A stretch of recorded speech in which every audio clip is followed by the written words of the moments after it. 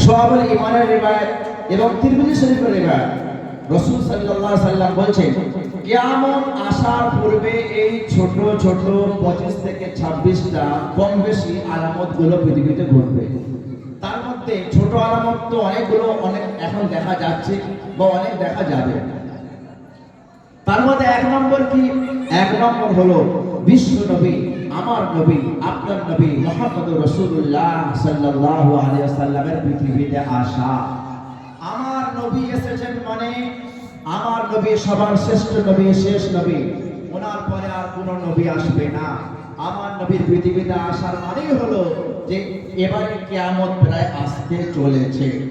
কারণ রাসূল সাল্লাল্লাহু আলাইহি ওয়াসাল্লাম বলেন আনা খাতামুন নবিয়্যিন, আমি হলাম শেষ নবী, লা নবিয়্যা বাদি, আমার পরে কোনো নবী আসবে না। আমার আপনার নবী আমার নবী, সেই বিশ্ব নবীকে বিশ্ব নবী বলা হয়। একটা দেশের নবী নয়, মিশরের নবী নয়, আমেরিকার নবী নয়, ভারতের নবী নয়, বরং নবী সম্বন্ধে আল্লাহ পাক বলেন ওয়া মা আরসালনাকা ইল্লা রাহমাতাল লিল আলামিন। নবী গো, আমি তোমাকে বিশ্ব জাহানের জন্য, সারা বিশ্ববাসীর জন্য রহমত স্বরূপ করে পাঠালাম। বলুন সুবহানাল্লাহ। আমার নবী সারা বিশ্বের জন্য রহমত স্বরূপ, দয়া স্বরূপ। কেন জানেন? আমার নবী সাল্লাল্লাহু আলাইহি সাল্লাম মুসলমানদের জন্য রহমত, কাফেরের জন্য রহমত। কারণ বলুন, আমার নবী কাফেরের মাঝে যে ইসলামের দাওয়াত দিয়েছিলেন, কিনা বলেন?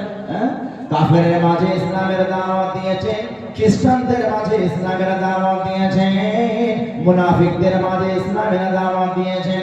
আল্লাহর নবী মুহাম্মদ আরবি সাল্লাল্লাহু আলাইহি ওয়াসাল্লাম যখন মুহূর্ত যেমন পেয়েছেন সবার কাছে ইসলামের দাওয়াত দিয়েছেন।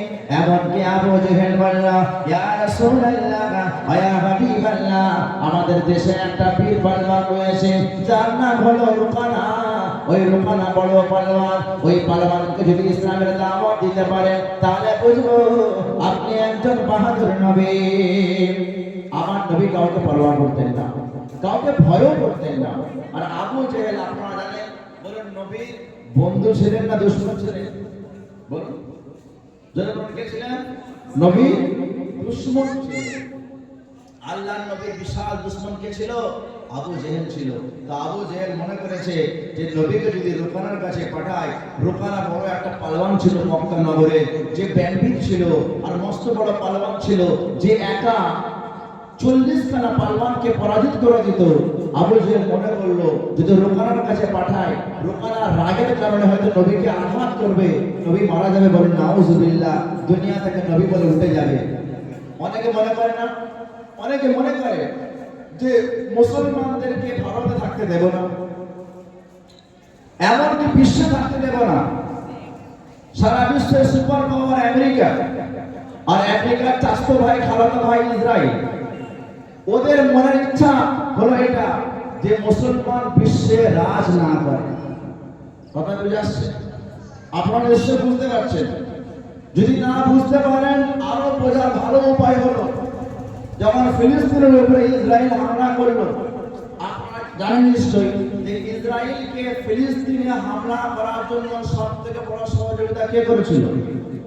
কে করেছিল বলুন? আমেরিকা করেছিল, সবথেকে বড় সহযোগিতা। আচ্ছা বলুন, ওই যে ইসরায়েল হামলা করলো ফিলিস্তিনের উপরে, বিশ্বে কি মুসলমানদের হয়ে লড়নেওয়ালা কান্ট্রি বা মুসলমান কি বিশ্বে আছে কিনা? আছে নিশ্চয়। দুটো একটা নয়, 57টা মুসলিম কান্ট্রি রয়েছে, কিন্তু এক দুজন বাদ দিয়ে কারো সাহস হয়নি যে ফিলিস্তিনের সাথে সাথ দেওয়া, কাঁধে কাঁধ মিলিয়ে আমেরিকা এবং ইসরায়েলের সঙ্গে যুদ্ধ করা। কেন? আমেরিকা এবং ইসরায়েল বিশ্বে এমন একটা পাওয়ার দিয়েছে, সর্বপ্রথম মানুষের ইমানে আঘাত করেছে, মানুষকে আগে এটা চেতনা ফিরিয়েছে যে অস্ত্র ছাড়া তোমার কোনো ভ্যালু নেই। ঠিক না ঠিক? সবসময় বলে আমাদের এত পরমাণু আছে, আমাদের এত ড্রোন আছে, আমাদের এত মিসাইল আছে, আমাদের এত সৈন্য আছে, আমাদের এত টেকনোলজি আছে, আমাদের ইন্টারনেট আছে, আমাদের এবং এই ধরনের আজব আজব তথ্য দিয়েছে, সারা বিশ্বকে ভয়ের মধ্যে রেখে দিয়েছে। সারা বিশ্বের মুসলমান কান্ট্রি এর ভাবছে যদি আমি হামলা করি তাহলে আমি ছাড় পাবো না। এই যে মুসলমানদেরকে আতঙ্ক ফেলে দেওয়া, ওদের ইচ্ছা যে মুসলমান বিশ্বে মাথা তুলে না থাকুক। এই জন্য যখন ইরান সামনে এলো, এই দেখেন যে কদম তুলবে আল্লাহর মদদ তার করবে, ঠিক না ঠিক? নিজেকে কমজোর ভাবতে নাই, ছোট ভাবতে নাই। ইরান যখন এক কদম তুললো আর যখন পাল্টা ইসরায়েলে হামলা করলো, তখন ইসরায়েলের মধ্যে কান্নারোল শুরু হয়েছিল নাকি না? বলেন, শুরু হয়েছিল নাকি না? যদি একটা ইরান আসার পরে যদি কান্নারোল শুরু হয়ে যায়, আমি 57টাকে বাদ দিয়ে দিচ্ছি, যদি 10টা কান্ট্রির সামনে আসতো, বলুন ইসরায়েল পালাবার রাস্তা পেত? পালাবার রাস্তা পেত না। কিন্তু আর আমরা মুসলমান সারা বিশ্বে আছি সংখ্যায় অনেক, কিন্তু কাপুরুষ হয়ে গিয়েছি। কেন? সাহাবারা যে ঈমানটা অর্জন করেছিল, সেই ঈমানটা কিন্তু আজ মুসলমানদের বিশ্বের মধ্যে অনেক কম আছে। সাহাবাদের মধ্যে হাতিয়ার ছিল না, অস্ত্র ছিল না, বদরের যুদ্ধে 313 জন ছিল, কিন্তু বিশ্ববাসীকে দেখিয়ে দিয়েছে যারা অস্ত্র শস্ত্র এসেছিল তাদেরকে বিশ্বে হারিয়ে ভূত করেছে। বলে সুবহানাল্লাহ। তো ঠিক এমন ভাবে মানুষ অনেক কিছু চাইবে, মুসলমানদেরকে পৃথিবীতে টিকতে দেবে না। কিন্তু আপনারা জানেন বর্তমানে আমেরিকার মেয়র হয়েছে একজন মুসলমান ভারতীয়, জানেন আপনারা? তার নাম হচ্ছে মমদানি। কি নাম বলেন? মমদানি। মুসলমানরা পিছিয়ে নাই, মুসলমানরা আগে ছিল, এখনো আগে আছে, আগামী তো থাকবে, শুধু হিম্মতের দরকার। এই জন্য আমি সবাইকে বলবো যে দেখেন, আপনারা এখানে আলহামদুলিল্লাহ দিনদারি পরিবেশ আছে, দুনিয়া চলে, মক্তব চলে, দিনের সূচনা রয়েছে, তার সঙ্গে দুনিয়ার শিক্ষাও বাড়াতে হবে। আপনার সন্তান, আপনার মেয়ে সন্তান, কন্যা সন্তান শিক্ষা থেকে বঞ্চিত করবেন না। কারণ শিক্ষা কাউকে ধোঁকা দেয় না, জ্ঞান কাউকে ধোঁকা দেয় না মানুষ। কারণ আমরা শেষ নবীর উম্মত, আমার নবীর প্রথম পয়গাম ছিল শিক্ষা গ্রহণ করা। হয় কিনা বলেন? হ্যাঁ, আমার নবীর প্রতি যে প্রথম ওহীটা এসেছে কি ছিল? ইকরা ইকরা বিসমি রাব্বিকাল্লাযী খালাক খালাকাল ইনসানা মিন আলাক। হে রাসূলুল্লাহ, তুমি পড়ো ওই রবের নামে যে সারা বিশ্বজানকে সৃষ্টি করেছেন। তাহলে ইসলাম এবং মুহাম্মদ সাল্লাল্লাহু আলাইহি সাল্লাম যে আমরা অনুসরণ, আমার নবীর প্রথম বাক্য হলো তোমরা পড়ো, শিক্ষা অর্জন করো। তাহলে মুসলমানরা কেন অশিক্ষিত থাকবে? এক সময় যারা ছিল, যখন জরুরি কাজের বাজার ছিল, তখন বেশিরভাগ আমাদের সমাজে অশিক্ষিত সমাজ বেড়ে গিয়েছিল। হ্যাঁ কিনা বলে? সবাই ভাবছে আমি তো বড় ওস্তাদের ছেলে, আমার পড়াশোনা করে কি হবে, আমি মা বাবার ব্যবসায় বসে পড়বো, ঠিক না বেটি? পড়াশোনা করতো না। 7 পাস 8 পাস মানে অনেক ছিল, কিন্তু সে সময় চলে গিয়েছে, সে সময় চলে গিয়েছে। এখন আমাদের মুসলমানদের মধ্যে শিক্ষিত ব্যারিস্টার, অফিসার, মাস্টার, ডক্টর, সর্বস্তরের শিক্ষিত হওয়া দরকার আছে। কারণ আপনার শিক্ষা যদি না থাকে, আপনার কোনো জায়গায় কোনো স্থান নাই। আপনি শিক্ষিত হলে আপনি দিনটাও বুঝতে পারবেন, দুনিয়াটাও বুঝতে পারবেন। তো সে কথা বলছিলাম যে বিশ্ব নবী সাল্লাল্লাহু আলাইহি সাল্লামকে মিটিয়ে দেওয়ার জন্য আবু জেহেল চিন্তা করেছিল যে নবীকে শেষ করতে গেলে রোকানাকে দরকার। যেমন আজকাল আমি তো আমেরিকা ইসরায়েলের কথা বললাম, ভারতবর্ষের মতো মুসলমানকে সাইজ করার জন্য নানান ধরনের প্ল্যানিং চলছে। হ্যাঁ কিনা বলেন? হ্যাঁ, কখনো এনআরসি, কখনো সিএএ, কখনো মসজিদে হামলা, কখনো বাবরি মসজিদে তালা, কখনো জ্ঞানব্যাপীতে বিভিন্ন ঝামেলা, কখনো হিজাব নিয়ে টানাটানি, ঠিক না বেঠিক বলেন? আবার কখনো তালাক বিল, কখনো আবার ওয়াকফ বিল। কি বিল? আজ আমরা মুসলমান বিশাল আকারে একদম নির্ভাবনায় ঘুমিয়ে আছি, আর আমরা নিশ্চিন্তে আছি যে ওয়াকফ বিল পাস মনে হয় হবে না। আমাদের মসজিদ, মাদ্রাসা, ঈদগাহ, কবরস্থান এবং ওয়াকফ প্রপার্টি একদম সুরক্ষিত থাকবে। আমরা অনেকে নির্ভাবনায় আছি, তাই না? কিন্তু আপনারা কি জানেন যে ওয়াকফ বিল পাস হয়ে গেছে? আপনারা জানেন? জানেন আপনারা? অনেকে জানেন না হয়তো। কেন জানেন না? আপনারা ভরসা অন্ধকারের মধ্যে করে রেখেছেন। কেউ হয়তো বলেছে চিন্তা করবে না, আমি আছি, ওয়াকফ বিল পাস হবে না। অথচ রাতারাতি পার্লামেন্টে ওয়াকফ বিল পাস হয়ে গেছে। আর জেনে রেখে দেন, আগামী 5 ডিসেম্বর পর্যন্ত যে সমস্ত ওয়াকফের আওতায় মসজিদ, মাদ্রাসা, ঈদগাহ, কবরস্থান প্রপার্টি আছে, যদি উম্মিদ পোর্টালে রেজিস্ট্রেশন না করা হয়, তাহলে জেনে রাখবেন আগামীতে বিশাল একটা খাতরা রয়েছে। এখন গভর্নমেন্টের রুলস হয়ে গেছে, সব জানতে হবে, আপনাকে ইসলামী আইনও জানতে হবে, শরীয়ত জানতে হবে, কোরআন জানতে হবে, হাদিস জানতে হবে, এবং যে দেশে আছি এই দেশের আইন কানুন জানতে হবে। জানতে হবে কিনা বলেন? হ্যাঁ, আমরা যে দেশে বসবাস করছি এই দেশের আইন আপনাকে জানতে হবে। বাবা সাহেব আম্বেদকর সেই আইন তো জানতেই হবে অবশ্যই। প্রত্যেকজনকে শিক্ষা নেওয়া দরকার ভারতীয় আইন কি আছে, তার সঙ্গে কতগুলো আইন এই 2014 পর থেকে সে লাগু হয়েছে, সেই আইন সম্বন্ধে আপনাকে জানতে হবে। আপনি বললে হবে না আমি জানি না, না, আপনার কথা শোনা হবে না। তাহলে জানো এই যে ওয়াকফ বিলটা পাস হয়েছে কিসের জন্য? কিসের জন্য? মুসলমানদেরকে সাইজ করার জন্য। আমাদের পূর্বপুরুষ, আমাদের বাপ দাদা বিঘে বিঘে, একর একর জমি, হাজার হাজার বিঘে জমি দান করেছে, ঠিক না বেটি? আমরা একটা মসজিদ নিয়ে সন্তুষ্ট হয়ে গিয়েছি, একটা ঈদগাহ নিয়ে সন্তুষ্ট হয়ে গিয়েছি, একটু কবরস্থানের পাশে পেয়ে আমরা সন্তুষ্ট হয়ে গিয়েছি। কিন্তু আমরা জানি না যে আমাদের হাজার হাজার একর জমি যেগুলো বেহাত হয়ে যাচ্ছে, সেগুলো যদি আমরা ওয়াকফ বিলকে পাস যদি রুখতাম তাহলে নিশ্চয়ই থাকতো। কিন্তু এমন একটা পরিস্থিতি এখন হয়ে গিয়েছে, ওয়াকফ বিল পাস হয়ে গিয়েছে, আমাদের রাজ্য সরকার কিছু করতে পারবে না, কেন কেন্দ্র সরকার যখন পাস করেছে সবাইকে মানতে হবে।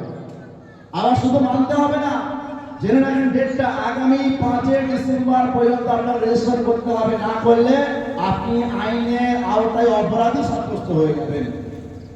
মোট কথা বলার উদ্দেশ্য, এতগুলো কথা বলার উদ্দেশ্য হলো এটা যে মুসলমানদেরকে এবং ইসলামকে শেষ করার প্ল্যান ফেরাউনের জামানায় ছিল, কারুনের জামানায় ছিল, নমরুদের জামানায় ছিল, কওমে আদের জামানায় ছিল, নূহের জামানায় ছিল, আবু জেহেলের জামানায়, রাসূলের জামানাতে ছিল। কিন্তু বলেন ইসলাম আর মুসলমান শেষ হয়ে গিয়েছে না দিনকে দিন বাড়ছে? বলুন বলুন, শেষ হয়েছে না দিনকে দিন বাড়ছে? দিনকে দিন বাড়ছে। কারণ কোরআনে আল্লাহ পাক বলছেন ইউরিদুনা লিইউতফিউ নূরাল্লাহি বিআফওয়াহিহিম ওয়াল্লাহু মুতিম্মু নূরিহি ওয়ালাউ কারিহাল কাফিরুন। আল্লাহ পাক বলছেন ওই কাফেররা, ইসলামী দুশমনরা চাইছে ইসলামকে নিভিয়ে দেবে, ইসলামকে শেষ করে দেবে, কিন্তু আল্লাহ পাক বলে ওয়াল্লাহু মুতিম্মু নূরিহি, নিশ্চয় আল্লাহ রাব্বুল আলামিন ইসলামের জ্যোতিকে পরিপূর্ণ করে দেবেন। বলেন সুবহানাল্লাহ। তাহলে বোঝা গেল আবু জেহেল প্ল্যানিং করলো, যেমন আজকাল সরকার, কেন্দ্র সরকার প্ল্যানিং করেছে মুসলমানদেরকে এনআরসির ভয় দেখিয়ে, সিএর ভয় দেখিয়ে, তালাকের ভয় দেখিয়ে এবং বাবরি মসজিদের ভয় দেখিয়ে, বিভিন্ন হিজাবের মাসলা দেখিয়ে, বিভিন্ন সমস্যা দেখিয়ে ওয়াকফ বিল পাস করে, এসটিআর চালু করে মুসলমানদেরকে ধমকানো হবে, চমকানো হবে। কিন্তু জেনে রাখা ভালো, মুসলমান যখন এক আল্লাহকে স্বীকার করবে, বলবে লা ইলাহা ইল্লাল্লাহু মুহাম্মাদুর রাসূলুল্লাহ সাল্লাল্লাহু আলাইহি ওয়াসাল্লামকে স্বীকার করবে, আল্লাহ পাক বলছে ওই বান্দা মুসলমানদের হেফাজত হবে রব্বুল আলামিন। যেমন ফিরআউনের জামানায় করেছি, নমরুদের জামানায় করেছি, রাসূলের জামানায় করেছি, এই জামানায় করব। সুবহানাল্লাহ। আবু জেহেল নবীকে বলছে ইয়া রাসূলুল্লাহ, এক কাজ করেন, আমাদের মক্কার নগরে একটা পালওয়ান আছে, তার নাম লুকানা, আপনি তাকে ইসলামে দাওয়াত দেন। বলে হ্যাঁ যাবো। আর পৌঁছে গেলেন, পৌঁছে যাওয়ার পরে যখন লুকানার বাড়িতে পৌঁছে গেছেন, বাড়িতে আওয়াজ দিয়েছে, এ লুকানা বাড়িতে আছো? বলে হ্যাঁ আছি। বার হলেন, সে তো দেখে, নবীকে দেখেই তো তার মেজাজ খারাপ হয়ে গেছে। অনেক মানুষ আছে না যাকে ঘৃণা করেন, বলুন নাউজুবিল্লাহ, যদি দেখে সে তার ঘরের সামনে এসে গেছে, সে কি বলবে? আরে তুমি কেন আমার কাছে এসছো বলে দেখি, বলে কি না? হ্যাঁ, তো নবীকে তো চিনতে পারে না। আর নবীতে এমন নবী যার সঙ্গে গাছপালা, তীর্ণ লতা, পশু পাখি পর্যন্ত কথা বলেছে। বলে সুবহানাল্লাহ। আল্লাহ নবী দাঁড়িয়ে আছে, একজন কাফির বলছে ইয়া রাসূলুল্লাহ আপনি নবী? বলে হ্যাঁ নবী। বলে প্রমাণ দিতে হবে। প্রমাণ চাই? বলে হ্যাঁ, একটা গাছ রয়েছে খেজুর গাছ দূরে, ওই গাছটা, এই গাছ তুমি এদিকে আসো। কি বলছেন? এইদিকে আসো। নবীর কথা ওই খেজুর গাছটা শুনলো। হাদিসের মধ্যে এসেছে যে জমিন চিরে চিরে খেজুর গাছটা নবীর দরবারে এসে বলেছে লা ইলাহা ইল্লাল্লাহ, লা ইলাহা ইল্লাল্লাহ, লা ইলাহা ইল্লাল্লাহ মুহাম্মাদুর রাসূলুল্লাহ সাল্লাল্লাহু আলাইহি ওয়াসাল্লাম। জমিন চিরে চিরে খেজুর গাছ নবীর নামে পড়ে কালেমা। বনের হরিণ নবীর কাছে এসে ফরিয়াদ করে, নবী গো আমাকে একটা মানুষ শিকার করেছে, আর আমার দুইখানা বাচ্চা জঙ্গলে পড়ে আছে, তাদের কিভাবে দুধ পান করাবো? নবীর সঙ্গে হরিণী কথা বলে, নবীর সঙ্গে খেজুরের গাছ কথা বলে, নবীর সঙ্গে পাথরের কোনা কথা বলে। সেই নবীকে নাস্তানাবুদ করার জন্য, দুনিয়া থেকে মিটানোর জন্য রুকানা বলে, এ মুহাম্মদ তুমি কি জানো না আমি একটা বীর পালোয়ান? নবী বলছে অবশ্যই জানি বীর পালোয়ান। কি হয়েছে? বলছে দেখো বীর পালোয়ান হও আর নওজওয়ান হও আর জয়ী হও, ये फिगर, ये बॉडी, ये सिस्टम, ये चोक नाम, ये हार्ट, ये किडनी, ये ब्रेन सुंदर কে দিয়েছে? বলেন কে দিয়েছে? যদি কেউ ফুলিয়ে চলে আরে আমার সঙ্গে তো পারবে না, বলেন যদি আল্লাহ পাক তার জানটা প্রাণ পাখিটা বার করে দেয় আর কোনো ক্ষমতা আছে? ফলাস করে এক সেকেন্ডে পড়ে যাবে। ডাক্তার বলল হোয়াট ইজ দিস কেস? বলে ব্রেন স্ট্রোক হয়েছে। যখন কোনো রোগ পাওয়া যাবে না তখন কি বলে? ব্রেন স্ট্রোক করেছে, ঠিক না বেটি? বা হার্ট স্ট্রোক করেছে, এটাই তো বলবে। তো রুকানা বলছে দেখো মুহাম্মদ তুমি কি বলতে চাইছো? মুহাম্মদ সাল্লাল্লাহু আলাইহি সাল্লাম বলে তুমি একবার কালেমা পড়ে নাও। রুকানা বলছে না আমি কালেমা পড়বো না। বলে শর্ত আছে। বলে কি শর্ত? বলে শর্ত হলো আমার সঙ্গে কুস্তি লড়তে হবে। কে বলছে বলেন? রুকানা বলছে আমার সঙ্গে কুস্তি লড়তে হবে। যদি আপনি মুহাম্মদ জিততে পারেন তাহলে কালেমা পড়বো, যদি হেরে যান আমি কিন্তু কালেমা পড়বো না। নবী বলছে ঠিক আছে তাই কুস্তি লড়বো। বলুন যে নবীর বাড়িতে একবেলা খাওয়া হয় একবেলা খাওয়া হয় না, পেট ভরে তিনি খেতেন না, और धारे वाना हरे पाथर बेधे केन करे कुलकाए नजर तरे सारा समाचार पड़े और धारे वाना हरे पाथर बेधे केन करे जार बंधु खुद अंतर जामी जार बंधु खुद अंतर जामी बोलो ना तार किसेर कमी जार बंधु खुद अंतर जामी बोलो ना तार किसेर कमी कदम तले छुपा सभी से जे नबी नबी नबी नबी नबी नबी नबी नबी नबी नबी नबी नबी সেই নবী বলে ওগো রুকানা আমি তোমার সঙ্গে কুস্তি লড়তে রাজি রয়েছি। রুকানা বলছে তাই নাকি? বলে হ্যাঁ। তখন রুকানা বলছে দেখো ঘরের ভিতরে লুকিয়ে লুকিয়ে হবে না। বলে তাহলে কি করতে হবে? বলে একটা গ্যালারিতে জমা হোক, স্টেডিয়াম, যেখানে সারা মক্কার লোক একত্রিত হবে, দুটো স্টেজ করা হবে, একদিকে থাকবে মুহাম্মদ আর একদিকে থাকবে রুকানা। তখন ইসলাম মাত্র আরম্ভ হয়েছে, মুসলমানের সংখ্যা কম। আবু বকর নবীর চির সঙ্গী ছিল, সাথী ছিল, তিনি বড় ভয় অস্থির, হায় আল্লাহ যদি নবী হেরে যায় ও তো বাঁচা দায় রয়েছে, ঠিক না বেটি? হ্যাঁ, যখন যে খেলোয়াড়ের দর্শক বেশি সে তো জিতে যাবে, আর যার দর্শক যে ভালো খেলতে পারবে না তার দর্শক থাকবে? তো সবাই জানে নবী তো খেলতে পারবে না, নবী তো জিততে পারবে না, আবার সম্ভব না মুসলমানদের। কিন্তু নবী ভরসা কার উপরে করেছেন বলেন? কার উপরে করেছেন? ওই জন্য সর্ব অবস্থায় ভরসা কাকে করতে হবে? করতে হবে সর্ব অবস্থায় আল্লাহকে ভরসা করতে হবে। স্টেজ তৈরি হয়ে গেল, সারা মক্কা এলান হয়ে গেল, লোকে ভিড় লেগে গেল, সবাই দেখছে, আর রুকানার জন্য হাততালি বাজছে টাপ টাপ টাপ করে। কেন? তখন তো রুকানার বাজার না, তখন রুকানার বাজার। নবী তো অত বাজার, নবীর বাজার ছিল, কিন্তু যেই থেকে নবী হয়ে গেছে, মোহাম্মদকে সবাই ভালোবাসত, কিন্তু মোহাম্মদ যখন রাসূলুল্লাহ হয়ে গেছেন তখন সবাই আলাদা শুরু হয়ে গেছে। বুঝতে পেরেছেন? মোহাম্মদ সকলের প্রিয় ছিল ছোটবেলা থেকে 40 বছর পর্যন্ত, কিন্তু যখন মোহাম্মদুর রাসূলুল্লাহ হয়ে গেছে, মানে আল্লাহর রাসূল হয়ে গিয়েছে, তখন অ্যালার্জি শুরু হয়ে গেছে যে এই তো আমাদের যা করছে ভাত মাটি সব খেয়ে নেবে, আমাদের নেতৃত্ব শেষ হয়ে যাবে, আমাদের সম্মানই শেষ হয়ে যাবে। তো মোহাম্মদ সাল্লাল্লাহু আলাইহি সাল্লামকে যখন এবারে ফাইটিং করবে, রুকানা বলছে মোহাম্মদ তুমি আগে মারো। নবী বলছে না আমি আগে মারবো না, তুমি আগে আমাকে মারো, আমি তোমাকে মারটা রুখবো।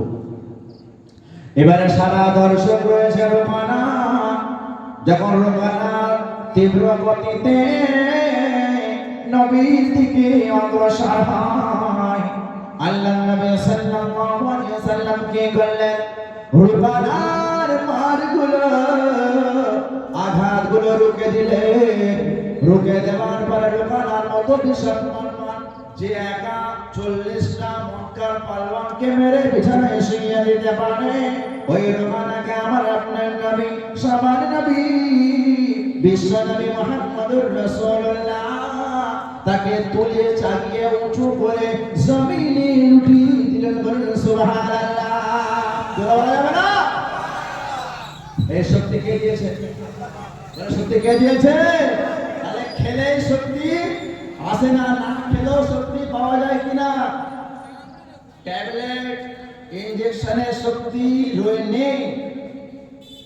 একই রোগ, একই ডক্টর, একই ওষুধ 5 জনকে দেওয়া হয়েছে, 3 জন বেঁচে এসছে আর 2 জন কবরস্থানে চলে গেছে, ঠিক না বেটি? হয় কিনা? হ্যাঁ, একই ম্যালেরিয়া, একই ক্যান্সার, আর একই সমস্যা হয়েছে, ডক্টর একই চিকিৎসা করেছে। দেখবেন সবাই কিন্তু ফিরে হিন্দুস্তানে আসে না, অনেক হিন্দুস্তান নো ইন্টিরি কবরস্থানে হয়ে যায়, ঠিক না? ঠিক। তার মানে ওষুধ ভালো করতে পারে না। হ্যাঁ, আপনাকে চিকিৎসা করাতে হবে, চিকিৎসা করানো সুন্নত, কিন্তু ভাবলে হবে না যে ডাক্তার আমাকে ভালো করবে, ওষুধ আমাকে ভালো করবে। না, ভালো করা মানে কে বলে? আল্লাহ। যখন রাসূল সাল্লাল্লাহু আলাইহি ওয়াসাল্লাম চিৎপাট করে দিয়েছে রুকানাকে, আর রুকানার জন্য কোন হাততালি বাজবে? বাজবে? আর বন্ধ হয়ে গেছে। তখন রুকানা লজ্জায় পড়ে গেছে যে আমার মতো পালওয়ান হেরে গেল। তখন রাসূলকে বলছে ইয়া রাসূলুল্লাহ, আই এম জাস্ট ট্রাইং, আমি তো ট্রাই করছিলাম, আমাকে আরেকবার ওয়ান চান্স দেওয়া হোক, আমাকে আরেকটা চান্স দেওয়া হোক। তখন আবু বকর বলছে ইয়া রাসূলুল্লাহ চান্স দেবেন না। বলছে না, নবী তো দয়ার নবী। নবী কি বলেন? দয়ার নবী এমনি নয়, অনেকগুলো আচরণে দয়া বুঝতে পারবেন কেমন দয়া ছিল। নবী বলে ঠিক আছে তোমাকে আবার একটা চান্স দিলাম। সে রুকানা আবার গেল, আবার ছুটে এলো। নবীর থেকে যখন দ্রুত গতিতে আসে আমার নবী তাজদারে মদিনা মুহাম্মদ আরবি সাল্লাল্লাহু আলাইহি ওয়াসাল্লাম রুকানাকে আবার দ্বিতীয়বার তুলে নিয়ে জমিনে আবার উঠিয়ে দিলেন। বলেন সুবহানাল্লাহ। কবার হেরে গেল বলেন? দুবার হেরে গেল। বড় লজ্জার বিষয়। কিন্তু রুকানা চিন্তা করলো আমি হেরে যাচ্ছি কেন? চুক্তি করেছিল যদি হেরে যায় কি করবে বলেন? যদি হেরে যায় কি করবে? কালমা পড়বে। তখন দ্বিতীয়বার নবীকে বলেছে ইয়া রাসূলুল্লাহ আমাকে একবার লাস্ট চান্স দিয়ে দেন, আমি আর একবার খেলবো, আর একবার ফাইটিং করব। তখন আল্লাহর নবী বলছেন ঠিক আছে। আবু বকর বলছেন না ঠিক নেই, আবার কি বলছে না ঠিক নাই, বলছি ইয়া রাসূলুল্লাহ আপনি আর চান্স দেবেন না, যদি এবারে হেরে যান বাঁচাবাঁচি জায়গা থেকে যাই হয়ে যাবে না, ঠিক না বেটি? হ্যাঁ, যে এলাকায় যার সংখ্যা কম হবে যদি কোনো ভাবে সে হেরে যায় টিকা থেকে দাঁড়িয়ে হবে কি না? তো যারা আবু বকর ভয় করছে, আমার রাসূল কানে কানে বলছে আবু বকর কানটা সরিয়ে নিয়ে আসো। বলে কি বলছে? বলছে দেখো যদি আমি রুকানাকে 40 বারো চান্স দিয়ে দিই তো রুকানা কিন্তু জিততে পারবে না। বলে সুবহানাল্লাহ, জোরে বলো না সুবহানাল্লাহ।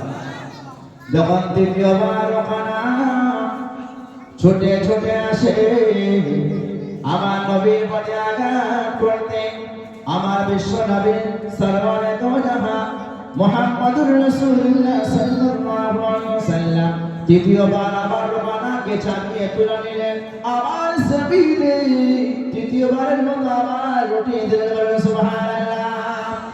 আর রুকানা থাকতে পারল না, এবার রুকানা চিন্তা করলো শক্তিতে কিছু হয় না, ব্যায়াম করলে কিছু হয় না, বডি হলে কিছু হয় না, পেট পেলে কিছু হয় না, গতর থাকলে কিছু হয় না, ফিগার থাকলে কিছু হয় না, শক্তি থাকলে কিছু হয় না। যে শক্তি আল্লাহ এনাকে দিয়েছেন, যে কারিশমা আল্লাহ এনাকে দিয়েছেন, নিশ্চয়ই কিছু কারিশমা রয়েছে। আমি সারা বিশ্বের মক্কার সমস্ত পালওয়ানকে লুটিয়ে দিই কিন্তু মুহাম্মদকে লুটাতে পারলাম না। লা ইলাহা ইল্লাল্লাহ মুহাম্মাদুর রাসূলুল্লাহ সাল্লাল্লাহু আলাইহি ওয়াসাল্লাম। সুবহানাল্লাহ। রুকানা কি হয়ে গেল? কালমা পড়লো। এবারে বলুন যদি একটা বড় ব্যক্তি হয়, বড় খেলোয়াড়, বড় প্লেয়ার, বড় হিরো, বড় নায়ক, বড় নায়িকা, বলুন তার কিছু ভক্ত থাকবে তো? থাকবে না? তো রুকানার সঙ্গে আরো বহু মানুষ তারাও কি করে নিয়েছে কালমা লা ইলাহা ইল্লাল্লাহ মুহাম্মাদুর রাসূলুল্লাহ সাল্লাল্লাহু আলাইহি ওয়াসাল্লাম। তারা কালমা পড়ে নিল, ইসলাম আস্তে আস্তে জয়লাভ শুরু হয়ে গেল। আমার সোনার বন্ধুরা ও আমার মায়েরা বোনেরা, বিশ্ব নবী সাল্লাল্লাহু আলাইহি ওয়াসাল্লাম পৃথিবীতে আসা এটা হলো কিয়ামতের আলামতের মধ্যে একটা আলামত হয়ে গেল। একটা মাত্র ব্যাখ্যা করলাম, বাকিগুলো ব্যাখ্যা করবো না, শর্ট করে বলে যাবে, নাহলে অনেকগুলো ছেড়ে যাবে। তাহলে একটা কি বললাম? কিয়ামতের 26টা কম বেশি আলামতের মধ্যে একটা কি? আমার শেষ নবীর পৃথিবীতে আসা। শেষ নবীর পৃথিবীতে আসা এটা কিয়ামতের আলামত শুরু হয়ে গেছে। দ্বিতীয় কি? দ্বিতীয় হলো ফিলিস্তিনের মসজিদ, যে মসজিদটা কব্জা করার জন্য ইসরাইল দীর্ঘ 2 বছর ধরে 80,000 মুসলমানকে শহীদ করে দিয়েছে। হ্যাঁ কিনা বলেন? কোটি কোটি মাসুম বাচ্চা যারা যুদ্ধ বোঝে না, যারা লড়াই বোঝে না, যারা পৃথিবী বোঝে না, যারা আমেরিকা ইসরায়েল বোঝে না, তাদেরকে পর্যন্ত মৃত্যুর কাছে পৌঁছে দিয়েছে। শেষ জামানায় রাসূল সাল্লাল্লাহু আলাইহি ওয়াসাল্লাম বলে একটা সময় এমন আসবে ইসরায়েল যতই চেষ্টা করুক না কেন, ইহুদি যতই চেষ্টা করুক না কেন, ওই মসজিদে আকসা একদিন না একদিন বিজয় হয়ে মুসলমানদের হাতে আসবে। বলুন সুবহানাল্লাহ। একদিন না একদিন ওই ফিলিস্তিনি মসজিদ মুসলমানদের হাতে আসতেই হবে। এই ভবিষ্যৎবাণী কে করেছেন বলেন? কে করেছেন? নবী মুহাম্মদ রাসূলুল্লাহ সাল্লাল্লাহু আলাইহি ওয়াসাল্লাম বলে দিয়েছেন। তিনি বলেছেন মানে হবেই হবে। বলুন হবেই হবে, কারণ আমার নবী মিথ্যা কথা বলেননি, আর আমার নবী মন গড়া কথা বলেননি। যা কিছু বলেন আল্লাহর ইশারায় বলেন, আল্লাহর ওহীর মারফতে বলেন। তিনি ওহী পাঠান তবেই বলেন। তাহলে কটা চিহ্ন বললাম? দুটো বললাম। একটা হলো বিশ্ব নবী দুনিয়াতে আসা, দ্বিতীয় মসজিদে আসা, বিজয় হওয়া। তৃতীয় হলো কি? তৃতীয় হলো শেষ জামানায় বাদ্যযন্ত্র, মিউজিক, গান বাজনা ব্যাপক আকারে হবে। হচ্ছে কিনা বলেন? হচ্ছে কিনা? এখন দেখেন জায়গায় জায়গায় ডিজে, গান বাজনা, এমন কি বিবাহ হলো আল্লাহর হুকুম, ফরজ, নবীর সুন্নাত। ঠিক না? কি বলেন? বিবাহ কি আল্লাহর হুকুম, নবীর সুন্নাত। সেই বিবাহ যখন কারোর ডেট ঠিক হয়, দেখবেন বড় বড় ডিজে বক্স চলে আসে, আসে কিনা? একদম সারা রাত ধরে আগে পূর্ণিমা গান চলবে, সবাই নাচানাচি করবে। যেই ছেলে মেয়েরা নাচতে জানে না তারাও চিংড়ি মাছের মতো নাচবে। হ্যাঁ, আজ মুসলমানদের বিয়ে বাড়ি, মুসলমান বাড়ি, আকিকা বাড়িতে ডিজে বাজছে। এমনকি রমজান পবিত্র মহিনা, 1 মাস পরে ঈদের সময় আসবে, সেই ঈদের সময় ডিজে বাজে অনেক জায়গায়, ঠিক না বেঠিক? অনেক জায়গায় মুহররমের সময় জুলুস বার করার নাম করে, তাজিয়া বার করার নাম করে, যেটা চলে না ইসলামী নিষেধ, তাতেও ডিজে বাজায়, গান বাজনা এত বেড়ে গিয়েছে। শুধু তাই নয়, এমনকি মুসলমানদের ছেলেদের কথা বলছে, অন্য কেউ নয়, আপনাদের ছেলেরা আর সারা ইন্ডিয়া কেন ভালো করে দেখবেন, অনেক মুসলমান ছেলে সবাই জানে গান বাজনা হারাম না হালাল বলুন। হ্যাঁ বলেন, হারাম না হালাল সবাই জানে, কিন্তু যখন কোনো ফেসবুকে ফটো পোস্ট করবে, ইনস্টাগ্রামে ফটো পোস্ট করবে, তখন কি করে? ফটোর সঙ্গে গান লাগায় কিনা বলেন? হ্যাঁ, গান লাগায় কিনা? হ্যাঁ, বাস্তব বাস্তব। আপনি মানা করবেন, বলবে কি হয়েছে, তা একটু দিয়েছি তো কি হয়েছে? আচ্ছা বলেন, একটা স্ট্যাটাস কতক্ষণ থাকে, কত ঘন্টা থাকে? 24 ঘন্টা থাকে তো। আপনি একটা ফটো পোস্ট করলেন, নিজের ছবি দিলেন, আর একটা গান সেট করলেন 24 ঘন্টার জন্য, আর আপনার মৌত লেখা আছে 10 ঘন্টা পরে মৌত হবে। তাহলে আপনার মৌতটা এই অবস্থায় হচ্ছে যে নিজেও গানকে শুনেছেন, গানকে সেট করেছেন, এবং আপনার সেট করা গান শুননেওয়ালা যত গুনাহগার হবে তার দায়ী কিন্তু আপনি হবেন। কথা বুঝে আসছে? তাহলে আমার মহরমটা কেমন হচ্ছে? গান বাজনা শুনতে শুনতে, গান বাজনা সেট করতে করতে মৌত হচ্ছে। বলেন, যদি এই ধরনের মৌত হয় তার পরিণামটা কি হবে বুঝতে পারছেন? এই জন্য সকল যুবক ছেলেদেরকে বলবো, বিশেষ করে, এবং আমার মায়েদের বোনদেরকে বলবো, পর্দার অন্তরালে যারা রয়েছে, যে প্রথম কথা হলো যে গান নিজেও শুনবো না, কাউকে শুনতে দেওয়ার সুযোগ করে দেব না, আর পোস্ট কোনোদিন গান করব না। কেন? ঈমানওয়ালার দ্বিতীয় আলামত হলো কোরআনকে ভালোবাসবে, গানকে ভালোবাসবে না। ঈমানওয়ালা কোনোদিন গানকে ভালোবাসতে পারে না, কারণ হলো তাদের প্রাণ প্রিয় হলো আল কোরআন, তাদের ভালোবাসা হলো আল কোরআন। কারণ সব সমস্যার সমাধান দিতে পারে আল কোরআন, সব সমস্যার সমাধান দিতে পারে আল কোরআন। কোরআন একটা এমন জিনিস, বিশ্বের কোনো কিতাব এমন কিতাব নয় যে কোরআনকে মুখস্থ করলে আপনার ছেলে কিংবা মেয়ে হাফেজ হয়ে যাবে। সুবহানাল্লাহ। কোরআন একটা এমন জিনিস, কোরআন ছাড়া হাফেজ হতে পারবে না। আমার কথা মন দিয়ে শুনবেন, কোরআন ছাড়া কেউ হাফেজ হতে পারবে? কোরআন ছাড়া কেউ হাফেজ হতে পারবে না, কোরআন ছাড়া কেউ মাওলানা হতে পারবে না, কোরআন ছাড়া কেউ মুফতি হতে পারবে না। কারণ কোরআন কি বলছে? আমায় ইয়াদ করবে যে হাফেজ হয়ে যাবে। যারা হাফেজ সাহেব তারা কি করে? কোরআন মুখস্থ করে নেয়, বলছে আমায় ইয়াদ করবে যে হাফেজ হয়ে যাবে। কোরআনের ব্যাখ্যা করবে যে, কোরআনের ব্যাখ্যা করবে যে মাওলানা হয়ে যাবে। সুবহানাল্লাহ, সুবহানাল্লাহ। এই কোরআন আপনাকে হাফেজ বানাবে। আপনি মানেননি তো কি হয়েছে? আপনার সন্তানকে বানান, কাল কিয়ামতের ময়দানে আপনার সন্তান হাফেজ হবার দরুন আল্লাহ পাক নূরের তাজ আপনার মাথায় পরাবে। বলেন সুবহানাল্লাহ। বলছে আমায় ইয়াদ করবে যে হাফেজ হয়ে যাবে, আমায় ইয়াদ করবে যে হাফেজ হয়ে যাবে। বলছে আমাকে পড়াতে বসবে যে, আমাকে পড়াতে বসবে যে উস্তাদ হয়ে যাবে। বলুন সুবহানাল্লাহ। আমাকে পড়াতে বসবে যে উস্তাদ হয়ে যাবে, আমার মতো মশলা বলবে যে, মশলা মানে কি? মশলা মানে লঙ্কা হলুদ নয়, মশলা মানে হচ্ছে ইসলামী জ্ঞান, শরীয়তি জ্ঞান, নামাজের ফরজ কি, গোসলের ফরজ কি, আর ওযুর ফরজ কি, যাকাতের ফরজ কি, রোজার ফরজ কি, এইগুলো জ্ঞান, ইসলামী জ্ঞান অর্জন করাকে মাসলা বলে। বলছে আমার মোতাবেক মাসলা বলবে যে মুফতি হয়ে যাবে। বলুন সুবহানাল্লাহ। বিশ্বের কারি কাকে বলা হয়? বলছে আমায় সুন্দর সঠিক পড়বে যে,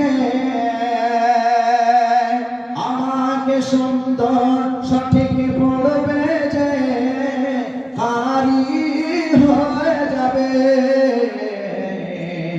বলছে আমার মতো বিচার করবে যে, আমার মতো বিচার করবে যে কাজী হয়ে যাবে। সুবহানাল্লাহ। দুনিয়ার যারা কাজী হয়, কাজী মানে আমাদের পড়া কাজী পড়া এটা নয়, কাজী মানে হচ্ছে বিচারক, জজ, বিচারক। বলছে দুনিয়ার যদি জজ, ব্যারিস্টার, উকিল যদি ইমানদার না হয়, ভালো করে বলছে সবাই নয়, যদি ইমানদার না হয় তাহলে তার কলম পেন বিক্রি হয়ে যাবে। হ্যাঁ কিনা বলেন?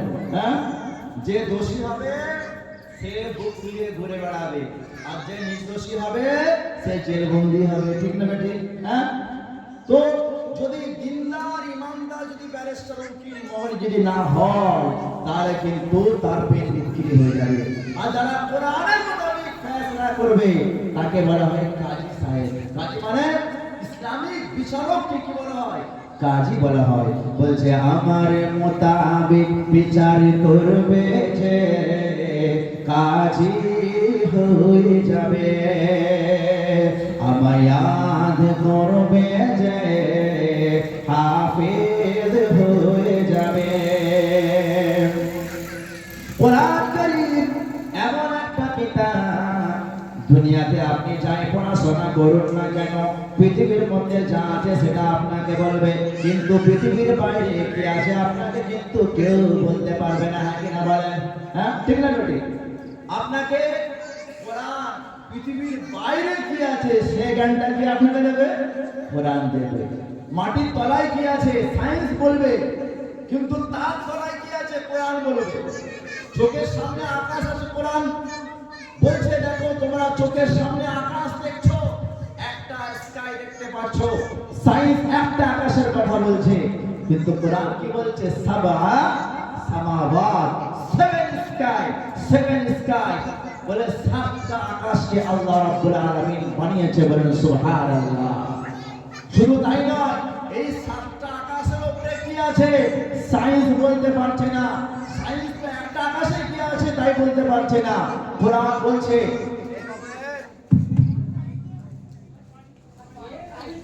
সায়েন্স তো শুধু একটা আকাশের কথা বলছে, আর কোরআন কি বলছে? এই সাতটা আকাশের উপরে কি আছে? সিদরাতুল মুনতাহা, লাস্ট বর্ডার, লাস্ট বর্ডার, আকাশের পরে লাস্ট বর্ডার, তার নাম সিদরাতুল মুনতাহা। তার উপরে কি আছে? আরশে আজিম। আরশে আজিম কাকে বলা হয়? সুবহানাল্লাযী আসরা বিআবদিহি লাইলাম মিনাল মাসজিদিল হারাম।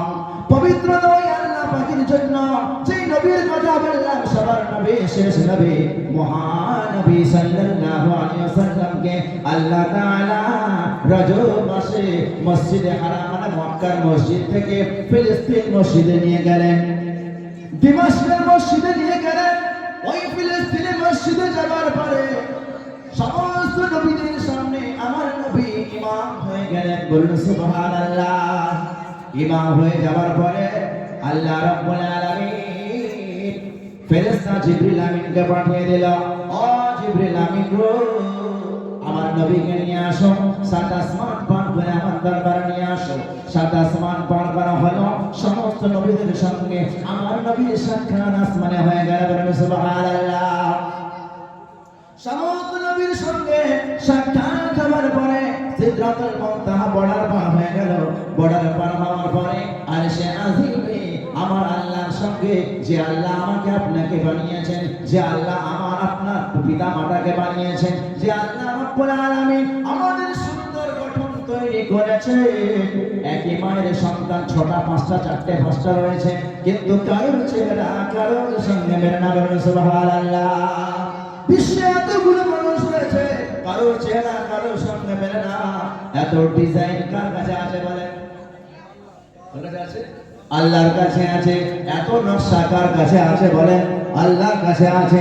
যারা যে নকশা দিয়েছে, যে ডিজাইন দিয়েছে, সুন্দর চেহারা দিয়েছে, তার চেহারা কতই না সুন্দর হবে। বলেন সুবহানাল্লাহ। ওই নবী, বিশ্ব নবী মুহাম্মদুর রাসূলুল্লাহ সাল্লাল্লাহু আলাইহি ওয়াসাল্লামের চেহারা দেখে পাগল হয়ে গেলেন, আর থাকতে পারলেন না। কোরআন কারীমের মধ্যে রয়েছে ফাকানা কাবা কাউসাইনি আও আদনা। আল্লাহ তাআলা আমার নবীর চেহারাকে এত সামনে রেখেছিলেন, যেমন নাকি দুটো কামানের যে পাইপ থাকে, বলছে একটা যে গুলি বার হয় আর একটা দিক নির্ণয় করা হয়, যেমন দুটো পাইপের সুন্দর নিশানা একই সঙ্গে থাকে, তেমন ভাবে আল্লাহ তাআলা আমার নবীর চেহারাকে সুন্দরভাবে নিজের চেহারার সাথে জড়িয়েছেন। সুবহানাল্লাহ। তাহলে এই যে সাত আসমানের উপরে কি আছে, তার উপরে আবার কি আছে, তার উপরে আরশে আজিম আছে, তার উপরে আবার ভিতরে রাসূলুল্লাহ সাল্লাল্লাহু আলাইহি ওয়াসাল্লামের সঙ্গে আল্লাহ তার কিভাবে দিদার হয়েছিল, এই কথা সায়েন্স আপনাকে বলবে? কে বলবে? কে বলবে? কোরআন। কোরআন আপনাকে বলবে। কোরআন বলছে যে সমুদ্র থেকে আগুন বার হবে। সায়েন্স পাগল হয়ে গেল, আরে এই কি ব্যাপার? বললো কোরআন মানে মিথ্যা হবে। তখন আমেরিকা থেকে, ফ্রান্স থেকে, জাপান থেকে এবং চীন থেকে যারা বড় বড় বৈজ্ঞানিক সকলকে ডাকা হলো, ডেকে বলছে দেখো কোরআন রিসার্চ করো। আমেরিকাটা বড় হল আছে, আমেরিকায় একটা বড় হল আছে। আমেরিকা মুসলিম কান্ট্রি নয়। আমার মায়েরা, বোনেরা, মুরব্বী বাবাজিগণ, দিন দরদি ভাতৃগণ, জওয়ানরা, বাবাজিরা, হাজী সাহেবগণ, নামাজিগণ, ভালো করে শুনি। আমরা কোরআন তো বুঝলামই না, আমরা কোরআন তো দেখে ভালো করে পড়তে পারলাম না, ঠিক না বেটি? কিন্তু কোরআনকে রিসার্চ করছে কে? খ্রিস্টান দেশ আমেরিকা রিসার্চ করছে। রিসার্চ করে দেখছে যে কিয়ামতের বর্ণনা জায়গায় লেখা রয়েছে যে কিয়ামতের পূর্বে নদী থেকে আগুন বার হবে। বলছে নদী থেকে আগুন করে বার হবে? তারা রিসার্চ করতে করতে একটা পাইপ আবিষ্কার করলো, যাকে বলা হয় ফায়ার প্রুফ পাইপ। মানে আগুনও জ্বলবে না এমন পাইপ আবিষ্কার করলো। সমস্ত বিশ্বের পাওয়ারফুল বৈজ্ঞানিকরা একত্রিত হয়ে মাটি খনন করলো, সমুদ্রের তলদেশে ঢোকালো, তার তলদেশে ঢোকালো, প্রবেশ করছে, দেখে পাথর পড়েছে, স্তর পড়েছে। তার নিচে যখন যাচ্ছে দেখছে পাইপটা আগুনে পুড়ে ছারখার হয়ে গেছে। বলে সুবহানাল্লাহ। জোরে বলবেন না সুবহানাল্লাহ? তাহলে আল্লাহ তাআলা কোরআনে বলেন যে যখন সমুদ্র থেকে আগুন প্রবাহিত হবে, ওই কথাটা সাব্যস্ত কে করলো? সায়েন্স করলো, হ্যাঁ কিনা বলেন? তাহলে তারা কোরআনকে কত ডিপলি ভাবে চিন্তা করে নেবেন। তারা জানে যে মুহাম্মদ সাল্লাল্লাহু আলাইহি ওয়াসাল্লামের প্রতি যে কোরআন কারীম অবতীর্ণ হয়েছে, কোরআনের মিথ্যা হতে পারে না। একটা বিষয় তারা রিসার্চ করে দেখছে এটা সত্যি তাই। তখন তারা চিন্তা করছে আরো পাওয়ারফুল পাইপ প্রুফ তৈরি করতে হবে, যেটা আগুনকে ভেদ করে ছেদ করে যাবে। তারা আরো সায়েন্স টেকনোলজি দিয়ে, আরো পদার্থ দিয়ে এমন পাইপ তৈরি করলো যেটা কোনো আগুনই তাকে জ্বালাতে পারবে না। কিন্তু আশ্চর্য বিষয়, যতই পাওয়ারফুল পাইপ ভিতরে প্রবেশ করা হয়েছে, সব পাইপ কিন্তু পুড়ে ছারখার হয়ে গেছে। বলে সুবহানাল্লাহ। তাহলে আমার রাসূল যে বলেছেন আগে জাহান্নাম নিচে, জান্নাত, বলুন জান্নাত কোথায় আছে? উপরে। তাহলে এই যে আগুন, এটা জাহান্নামের নিশানি। তাহলে বোঝা গেল জাহান্নাম নিচে আছে। পৃথিবীর এমন কোনো পাইপ নাই যে পাইপটা জাহান্নামের ওই আগুন, ওই পৃথিবীর নিচের আগুন, এটা জাহান্নামের দৃশ্য, সামথিং দৃশ্য, ওটা অরিজিনাল কিন্তু আগুন নয়। অরিজিনাল আগুন তো হাসরের পরে আল্লাহ জ্বালাবেন। সে আগুনকে ভেদ করতে পারছে না। তাহলে কোরআন আপনাকে জানিয়ে দিল আপনার সমুদ্রের তলে আমাদের পানি আছে, কিন্তু তার নিচে পাথর আছে, তার নিচে কি আছে দিচ্ছে সেটা কে বলেছে? কোরআন কারীম আপনাকে জানিয়ে দিয়েছে। আপনার শিক্ষা, আপনার ডিগ্রি, আপনার জ্ঞান, আপনার জব, আপনার চাকরি, আপনার প্রমোশন এই পৃথিবীর মধ্যে সীমাবদ্ধ রয়েছে, ঠিক না ঠিক? আপনি যতই বড় কোম্পানির সিইও হন না কেন, ম্যানেজার হন না কেন, ডাইরেক্টর হন না কেন, আপনার জ্ঞান পৃথিবীতে শেষ। শোনো, যখন আমি মৃত্যুর কবলে চলে যাব, তখন বিশ্বের আর কোনো শিক্ষা, কোনো ডিগ্রি, কোনো জ্ঞান, কোনো পোস্ট আমার আর কাজে লাগবে না। দেখবেন স্কুল ব্যাগ থাকে পিঠের পিছনে, আর মাদ্রাসা মক্তব দিনিয়াতের ব্যাগ থাকে বুকের কি নিশানি বুঝতে পারলেন? যে বিশ্বের আপনি যতই ডিগ্রি অর্জন করেন মরার সময় সব পিছনে। আর যখন আপনি দ্বীন শিখবেন, কোরআন শিখবেন, শুধু কোরআন শেখা নয়, আপনি নতুন কোরআন শিখতে শুরু করেছেন, আপনি আপনার ছেলে মেয়েকে দুনিয়াতে পড়াচ্ছেন, মক্তবে পড়াচ্ছেন, আপনার কষ্ট হচ্ছে যে আমার ছেলে মেয়ে কোরআন জাননেওয়ালা হয়ে গেল, হাদিস জাননেওয়ালা হয়ে গেল, সূরা তেলাওয়াত শুদ্ধ করে পড়নেওয়ালা হয়ে গেল, আমি এত বয়স হলো এখনো শিখতে পারলাম না। আপনি ইমাম সাহেবকে বলেন, হুজুর আমাকে 10টা মিনিট টাইম দেন, আমিও কোরআন শিখবো। মরার আগে নিয়ত আছে যারা 2 রাকাত নামাজ সঠিকভাবে পড়তে পারে। তো আপনি প্রথম দিনে গিয়েছেন, ইমাম সাহেব আপনাকে পড়া দিয়েছে কোথা থেকে? আলিফ বা তা সা জিম হা খ দাল, ঠিক না? প্রথমে যে পড়া হবে, প্রথমে তো আপনাকে তো সূরা ফাতিহা পড়া হবে না, আলিফ লাম মিম পড়ানো হবে না, ইয়াসিন পড়ানো হবে না। প্রথমে কি? আলিফ বা তা সা জিম হা খ দাল জাল রা জা সিন শিন সাদ রা। প্রথম দিনে পড়লেন, আপনার নিয়ত আছে মাওলা গো রব্বুল আলামিন আমি যেন পবিত্র কোরআন কারীম পরিপূর্ণ ভালো করে শিখতে পারি। হঠাৎ করে দ্বিতীয় দিন আপনার মওত হয়ে গিয়েছে। কি হয়েছে বলেন? কি হয়েছে বলেন? মওত হয়ে গিয়েছে। মৃত্যু তো বলে আসবে না, তখন আপনার পরিণাম কি হবে? আপনার বিবি মনে করবে, আপনার মেয়ে মনে করবে, যা মনে আব্বা